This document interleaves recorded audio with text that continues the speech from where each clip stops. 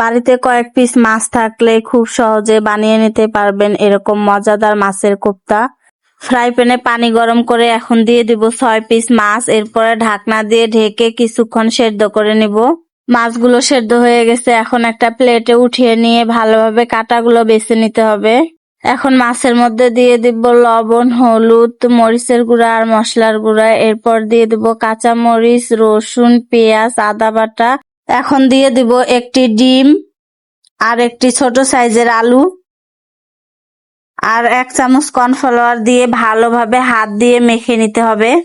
মাখানো হয়ে গেলে এখন ফ্রাই প্যানে তেল গরম করে নিব।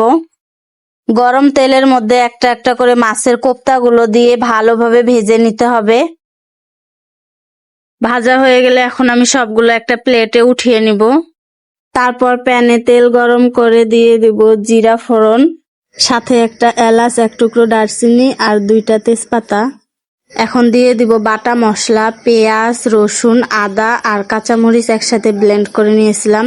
দিয়ে কিছুক্ষণ নেড়ে এখন দিয়ে দেব লবণ, হলুদ, মরিচের গুঁড়া, মশলার গুঁড়া একসাথে দিয়ে এখন ভালোভাবে নেড়ে মিশিয়ে নিয়ে দিয়ে দেব 2টা টমেটো ব্লেন্ড করে রেখেছিলাম সেটা।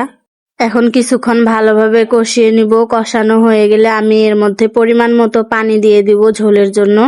পানিটা যখন ফুটে উঠবে তখন দিয়ে দিব আগে থেকে ভেজে রাখা কোপ্তাগুলো। এখন 2-1টা কাঁচামরিচ দিয়ে দিলাম, সামান্য একটু জিরার গুঁড়া ছিটিয়ে দিলাম। এখন দিয়ে দিব অল্প পরিমাণে চিনি।